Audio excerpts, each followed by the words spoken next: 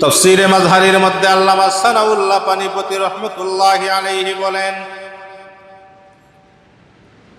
আল্লাহর খলিল ইব্রাহিম আলাইহিস সালাতু ওয়াস সালামকে নমরুদ যখন আগুনের মধ্যে ফেলে দিবে,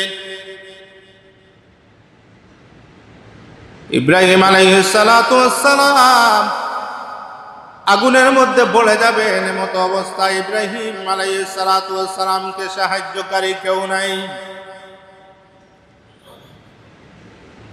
আল্লাহর ফেরেশতারা দাঁড়িয়ে আছেন।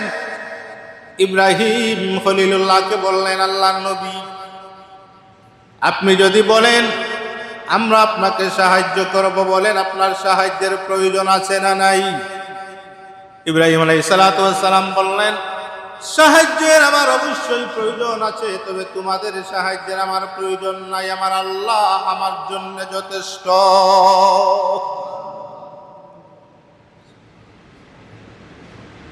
আল্লাহর খলিল ইব্রাহিম আলাইহিস সালাতু ওয়াস সালামকে আগুনের মধ্যে নিক্ষেপ করা হবে।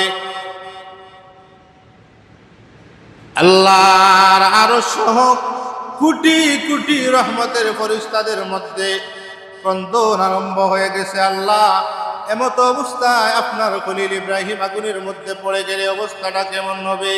জিবরিল আমিন আলাইহিস সালাতু ওয়াস সালাম ইব্রাহিম নবীর কাছে এসে বলেন, আমি জিবরাইল, বলেন তো আপনার সাহায্যের প্রয়োজন আছে কিনা?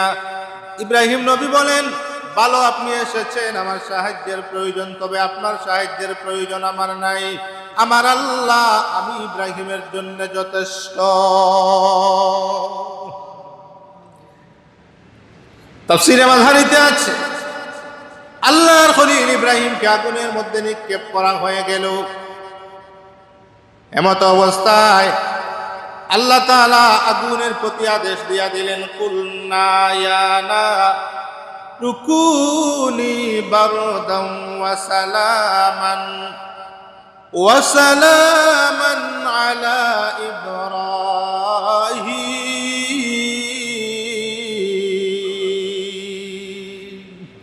আল্লাহ তাআলা আগুনের প্রতি আদেশ দিলেন।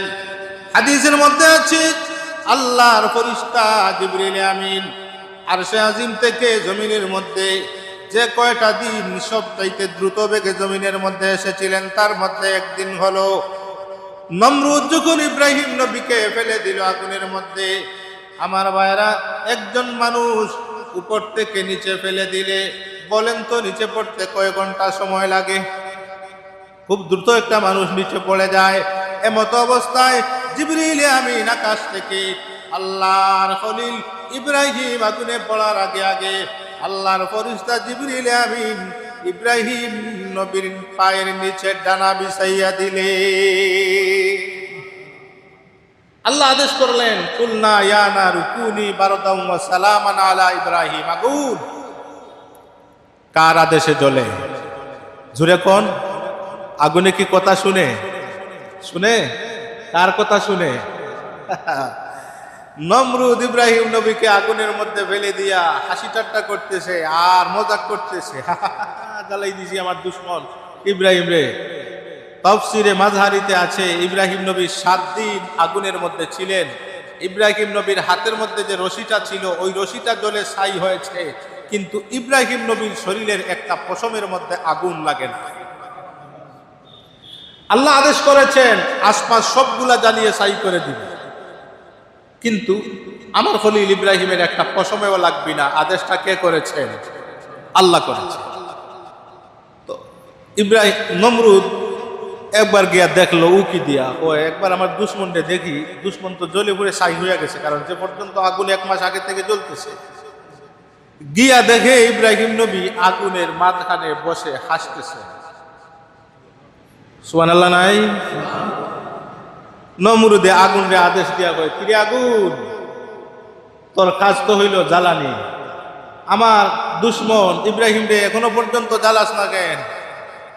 আগুন ডাক দিয়া কয়, আল্লাহ জবানটা একটু খুলে দেন, শয়তান রে আমার জবান দিয়ে একটা কথা কয়। সুবহানাল্লাহ। আল্লাহ কি আগুনের জবান চাইলে খুলে দিতে পারেন না?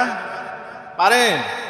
বিশ্ব নবীর হাতের মুঠের মধ্যে থাকা পাথরগুলো জবাব দিয়ে আবু জেহেলকে বলেছিল, মোহাম্মদ সাল্লাল্লাহু আলাইহি বলা লাগবে না উনিকে, আমরা মোহাম্মদের হাতের মুষ্টির পাথরগুলো সাক্ষী দিচ্ছি উনি হচ্ছেন মোহাম্মদ। সুবহানাল্লাহ।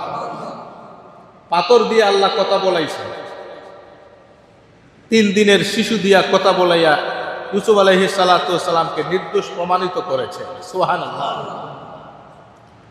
আগুনের জবান আল্লাহ খুলে দিলেন। আগুন ডাক দিয়া বলে, রে নমরুদ, আমার কাজ হলো জ্বালানো, আমি জ্বালাইতে কোনো দ্বিধাবোধ করি না, তবে আমিও একজনের আদেশে আমি জ্বলি। সুবহানাল্লাহ। নমরুদ রে, আমিও একজনের আদেশে আমি জ্বলি আর নিবি, তিনি হচ্ছেন আল্লাহ। এরে নমরুদ, আমি জ্বালাইতে পারি কি পারি না সেটা যদি প্রমাণ করতে চাস, একটা সেকেন্ডের জন্য ওই আগুনের মধ্যে নামিয়া দেখ, আমার মধ্যে নামিয়া দেখ, আমি আগুন 1 সেকেন্ডের ভিতরে তুই নমরুদের মাথা থেকে পায়ের তালু পর্যন্ত জ্বালাইয়া ছাই করে দিব। তাহলে কেন রে আগুন তুমি ইব্রাহিমকে জ্বালাও না? আগুন ডাক দিয়া বলে, নমরুদ রে, ইব্রাহিমকে আমি জ্বালাবো না, কারণ আমার আল্লাহ নিষেধ করেছেন আল্লাহর খলিল ইব্রাহিমের পশমও যেন আমি স্পর্শ করি না।